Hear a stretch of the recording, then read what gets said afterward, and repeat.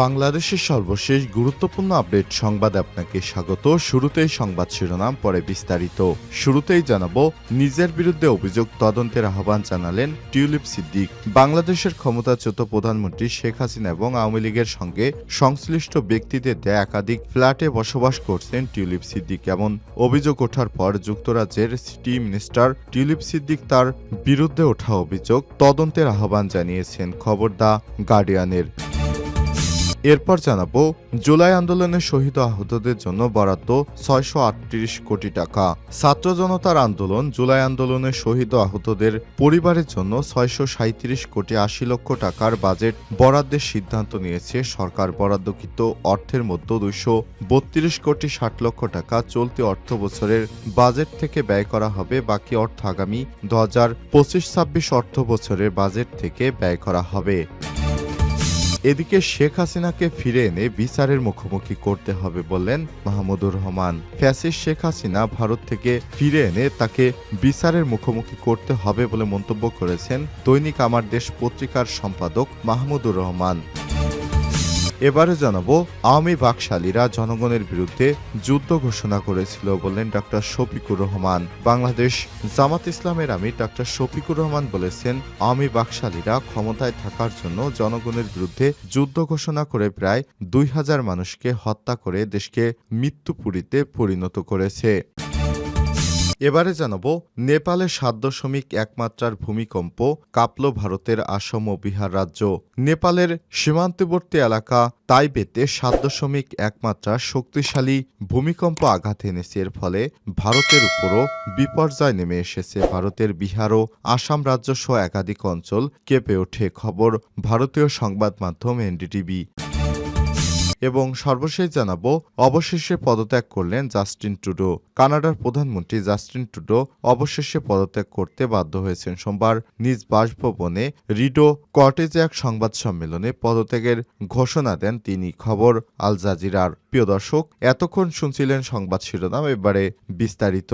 তবে তার আগে বন্ধুরা, অনুরোধ থাকবে সংবাদটিতে একটি লাইক দিন। এই চ্যানেলে আপনি নতুন হয়ে থাকলে আমাদের সংবাদটি দেখতে দেখতে চ্যানেলটি সাবস্ক্রাইব করে রাখুন, যাতে করে বন্ধুরা আমাদের পরবর্তী লেটেস্ট আপডেট সংবাদগুলো সবার আগে আপনার কাছে পৌঁছে যায়। কমেন্ট করে আপনার মূল্যবান মতামত জানিয়ে দিন। এবারে বিস্তারিত।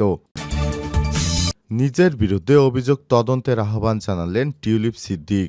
বাংলাদেশের ক্ষমতাচ্যুত প্রধানমন্ত্রী শেখ হাসিনা এবং আওয়ামী লীগের সংশ্লিষ্ট ব্যক্তিদের দেয়া একাধিক ফ্ল্যাটে বসবাস করছেন টিউলিপ সিদ্দিক। এমন অভিযোগ ওঠার পর যুক্তরাজ্যের সিটি মিনিস্টার টিউলিপ সিদ্দিকই তা তদন্তের আহ্বান জানিয়েছেন। খবর দ্য গার্ডিয়ানের। টিউলিপ সিদ্দিক যুক্তরাজ্যে অর্থ মন্ত্রণালয়ের অর্থ বিষয়ক মিনিস্টার ইকোনমিক সেক্রেটারি হিসেবে দায়িত্ব পালন করছেন। দেশটির আর্থিক খাতে দুর্নীতি বন্ধের দায়িত্বে আছেন তিনি। তার বিরুদ্ধে ওঠা অভিযোগ তদন্তের আহ্বান জানিয়েছে যুক্তরাজ্যের প্রধানমন্ত্রীর উপদেষ্টা independent adviser of ministerial standard Laurie ম্যাগনেসের কাছে চিঠি লিখেছে টিউলিপ। টিউলিপ লিখেছেন, গত কয়েক সপ্তাহে তিনি গণমাধ্যমের খবরের বিষয়বস্তু হয়েছেন, যাতে আমার আর্থিক বিষয় এবং বাংলাদেশের সাবেক আওয়ামী লীগ সরকারের সঙ্গে তার পারিবারিক সম্পর্কের বিষয় উঠে এসেছে।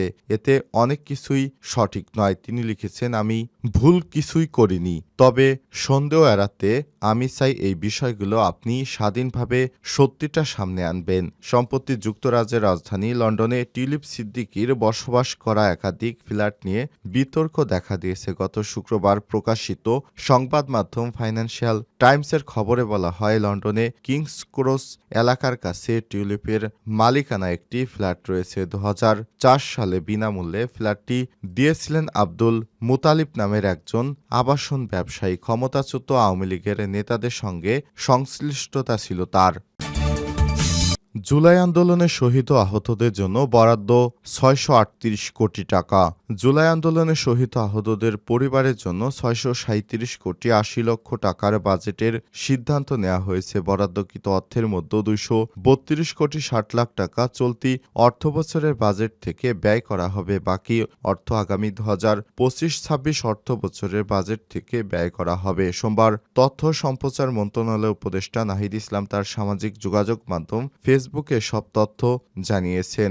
মুক্তিযুদ্ধ বিষয়ক মন্ত্রণালয়ের অধীনে জুলাই অভ্যুত্থানের অধিদপ্তরকে সম্পূর্ণ প্রক্রিয়া পরিচালনার দায়িত্ব প্রদান করা হয়েছে। নাহিদ তার ফেসবুকে জানান, জুলাই আন্দোলনের শহীদদের প্রত্যেক পরিবারের জন্য ৩০ লক্ষ টাকা সঞ্চয়পত্রের মাধ্যমে দেওয়া হবে। প্রথম ধাপে জানুয়ারি ১০ লাখ টাকা এবং জুলাইতে ২০ লাখ টাকা হস্তান্তর করা হবে। একই সঙ্গে আহতদের বিভিন্ন ক্যাটাগরি অনুযায়ী নগদ ১ লক্ষ থেকে ৫ লক্ষ টাকা পর্যন্ত দেওয়া হবে। পাশাপাশি চিকিৎসার প্রাসঙ্গিক ব্যয় ও পর্যায়ক্রমে মেটানো হবে। শেখ হাসিনাকে ফিরে এনে বিচারের মুখোমুখি করতে হবে মাহমুদুর রহমান। ফ্যাসিস্ট শেখ হাসিনাকে ভারত থেকে ফিরে এনে বিচারের মুখোমুখি করতে হবে বলে মন্তব্য করেছেন দৈনিক আমার দেশের সম্পাদক মাহমুদুর রহমান। তিনি বলেছেন, শেখ হাসিনাকে অবশ্যই ফিরে আনতে হবে, ভারতকেও ফেরত দিতে হবে।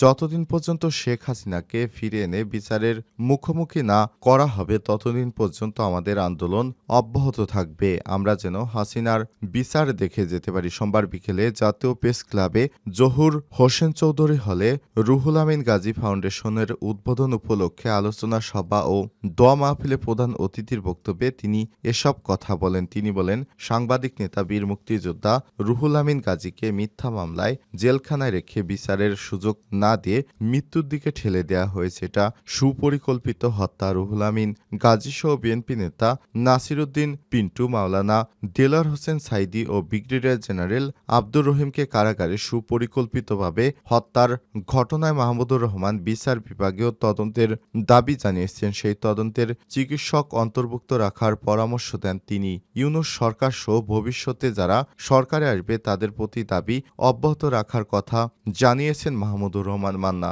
স্মৃতিচরণ করে তিনি বলেন, পেশাজীবী হিসেবে রুহুল আমিন গাজীর সঙ্গে আমার ২৫ বছরের ঘনিষ্ঠ সম্পর্ক ছিল। এছাড়াও ফ্যাসিবাদের রোষানলে দৈনিক আমার দেশ বন্ধ এবং সম্পাদককে গ্রেপ্তারের পর সাংবাদিক নেতা রুহুল আমিন গাজী বলিষ্ঠ সাহসী ভূমিকা রেখেছিলেন। বিশেষ করে ২০১৩ সালের ২০ অক্টোবর ফ্যাসিস্ট হাসিনা সরকারের রক্তচক্ষু উপেক্ষা করে আমার দেশ খুলে দেয়া এবং সম্পদের মুক্তির দাবিতে চীন মৈত্রী সম্মেলন কেন্দ্রে বিএনপির চেয়ারপারসন বেগম খালেদা জিয়ার উপস্থিতিতে পেশাজীবীদের সমাবেশের বিষয়টি উল্লেখ করে রুহুল আমিন গাজীর প্রতি গভীর শ্রদ্ধা ও কৃতজ্ঞতা প্রকাশ করেছেন। এছাড়াও টিপাইমুখ বাঁধ ও তিতাস নদীর অভিমুখে দুটি লং মার্চে অংশগ্রহণের বিষয় উল্লেখ করে তিনি বলেন, গণতন্ত্র ও মানবাধিকারের বিষয়ে রুহুল আমিন গাজী ছিলেন সর্বদা সোচ্চার।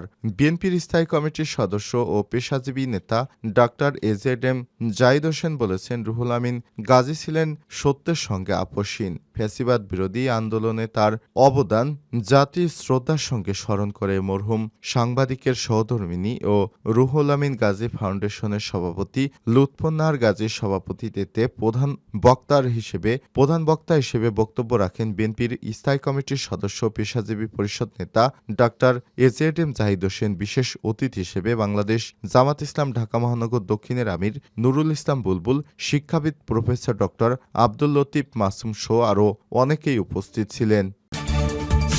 আওয়ামী বাকশালীরা জনগণের বিরুদ্ধে যুদ্ধ ঘোষণা করেছিল বলেন ডাক্তার শফিকুর রহমান। বাংলাদেশ জামাত ইসলামের আমির ডাক্তার শফিকুর রহমান বলেছেন, আওয়ামী বাকশালীরা ক্ষমতায় থাকার জন্য জনগণের বিরুদ্ধে যুদ্ধ ঘোষণা করে প্রায় ২,০০০ মানুষকে হত্যা করে দেশকে মৃত্যুপুরীতে পরিণত করেছে। সোমবার ৬ জানুয়ারি সন্ধ্যায় রাজধানীর Mirpur Manipur school and college মাঠে মিরপুর পূর্ব থানা জামাত ইসলামের আয়োজিত সুধী সমাবেশ ও আত্মকর্মসংস্থান সামগ্রী বিতরণকালে প্রধান অতিথির বক্তব্যে তিনি এসব কথা বলেন। বাংলাদেশ জামাত ইসলামের আমির বলেন, আওয়ামী লীগ কখনোই গণতন্ত্র ও গণতান্ত্রিক মূল্যবোধের প্রতি শ্রদ্ধাশীল ছিল না। তারা অবৈধ ক্ষমতা দীর্ঘায়িত করে গদিতে থাকার জন্য যা ইচ্ছে তাই করেছে। তাই তাদের বিদায়টাও মোটেই সম্মানজনক হয়নি। ইতিহাস পর্যালোচনা করে দেখা যায় এমন লজ্জাজনক বিদায় পৃথিবীতে অতীতে কারোই হয়নি। ডাক্তার শফিকুর রহমান বলেছেন, আমাদের দেশের পতিত স্বৈরাচার আবারও ক্ষমতায় ফিরে আসার জন্য নানাবিধ ষড়যন্ত্রের আশ্রয় নিচ্ছে, নানাভাবে দেশকে অস্থিতিশীল করার অপচেষ্টা চালিয়ে যাচ্ছে। তিনি বলেন, আমি অপশাসন ও দুঃশাসনে রাষ্ট্রের সব সেক্টর ধ্বংস হয়েছে। তারা ব্যাংক, বিমা, অর্থনৈতিক সব প্রতিষ্ঠান, রাষ্ট্রের অঙ্গ প্রত্যঙ্গগুলোকে পরিকল্পিতভাবে ধ্বংস করে দিয়েছে। এদেরকে প্রতিহত করতে হবে। সমাবেশে আমির শাহ আলম তুহিনের সভাপতিত্ব করেন। এ সময় কেন্দ্রীয় নির্বাহী পরিষদ সদস্য ঢাকা মহানগর উত্তরের আমির মোহাম্মদ সেলিমউদ্দিন, কেন্দ্র কর্মপরিষদ সদস্য ও ঢাকা মহানগর উত্তরের নায়েবে আমির আব্দুল রহমান মুসা ও সেক্রেটারি ডক্টর মোহাম্মদ রেজাউল করিম উপস্থিত ছিলেন।